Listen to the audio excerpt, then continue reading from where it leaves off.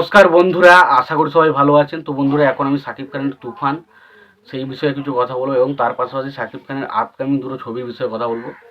যে ছবি দুটোর বাজেট কিন্তু শাকিব খানের তুফান ছবির থেকে অনেক অনেক বেশি হতে চলেছে এবং সেখানে কিন্তু শাকিব খানের যে পারিশ্রমিকটা সেটাও কিন্তু তুফান থেকে যে তার পারিশ্রমিক পেয়েছে তার থেকে অনেক বেশি পারিশ্রমিক কিন্তু এই ছবি দুটো থেকে নিতে চলেছে। নেবে না কেন? তার কারণ হচ্ছে শাকিব খান মানেই এখন হচ্ছে বক্স অফিসে একটা ব্লকবাস্টার বা সুপার ডুপার হিট ছবি।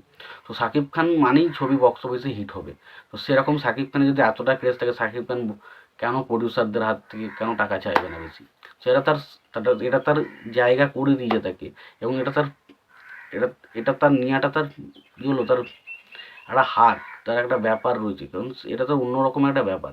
তো অ্যাকচুয়ালি আমি এবার আসি বিষয়বস্তু, যে শাকিব খানের বিষয়টা, ছবিগুলোর বিষয়ে কথা বলবো। তো তার আগে বলে রাখি বন্ধুদের, যদি ভিডিওটি পছন্দ হয় অবশ্যই লাইক কমেন্ট শেয়ার করে দিও। চ্যানেলটা নতুন হয়ে থাকলে অবশ্যই চ্যানেলটা সাবস্ক্রাইব করে দিই, পাশে বেল আইকনটা অবশ্যই প্রেস করে দিও।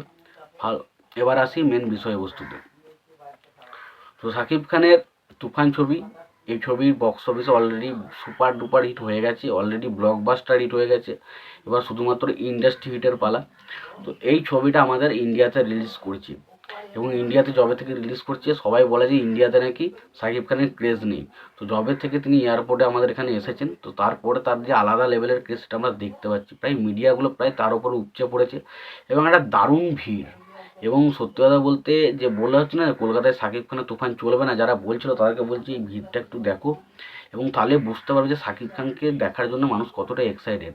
মানুষ যতই পেছনে পেছনে নোংরা কথা বলুক না কেন, কিন্তু প্রত্যেকটা মানুষ চায় যে শাকিব খানের ছবি তারা দেখবেই। হয়তো তোমরা যারা বলছো যে ছবিটা চলবে না, আমরা যারা আগে কথাটা বলছি চলবে না, তারা আগে দেখতে হবে সিনেমাটা। সত্যি কথা বলতে কিছু না কিছু কিছু তো ক্রেজ তো আমাদের দেশে রয়েছে, তার কারণ না হলে একটা একটা মিডিয়া বা এত কিছু মানুষজন ওর পেছনে ঝাঁপিয়ে পড়ে, কিছু তো ব্যাপারটা রয়েছে মানুষটার মধ্যে। এবার আসি আপকামিং দুটো ছবির বিষয়ে। তো দেখুন, আপকামিং যে দুটো ছবি আসতে চলেছে, তো সেই নিয়ে কিন্তু একটা হিংস কিন্তু আমি পেয়েছি এবং সেটা জানতে পেরেছি শারদ মিউজিক ভেঞ্চার্স এবং সিনেবোর্স এই দুটো চ্যানেল থেকে। তো সত্যি কথা বলতে যেটা জানতে পারলাম, যে শাকিব খানের যে তুফান ছবির যে বাজেট আমরা জানতে চাইছিলাম বিরাট বাজেট ছিল, সেই বাজেটের থেকে কিন্তু অনেক বেশি বাজেট কিন্তু হতে চলেছে তার আপকামিং দুটো মুভি।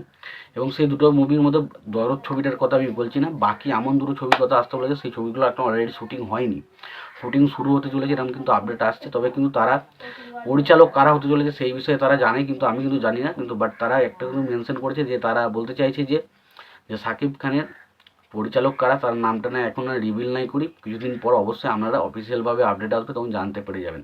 তবে তারা একটা হিন্ট দিয়েছে যে এই ছবির পরিচালক কিন্তু রায়ান রাফি বা অনন্য মামুন বা হিমেলা আশরফ, এরা কিন্তু কেউ নয়। অর্থাৎ একটা পরিষ্কার জিনিস বোঝা যাচ্ছে যে শাকিব খানের যে পরবর্তী যে দুটো ছবি আসছে সেই দুটো ছবির পরিচালক কিন্তু নতুন হতে চলেছে এবং সেখানে ছবির বাজেট কিন্তু তুফানের থেকে দ্বিগুণ হতে চলেছে এবং তুফানের শাকিব খান যা পারিশ্রমিক নেয় তার থেকে দ্বিগুণ পারিশ্রমিক কিন্তু এই ছবিতে নিতে চলেছে। এটা কিন্তু মোটামুটি একটা আপডেট আসছে। এবং তার পাশাপাশি একটা জায়গায় লেখা রয়েছে এরকম, যে শাকিব খান তার পরপর 4টে ছবি কিন্তু সুপারহিট ব্লকবাস্টার দেওয়ার পর তারা কিন্তু এখন অন্যরকম একটা সিনারিও চলছে।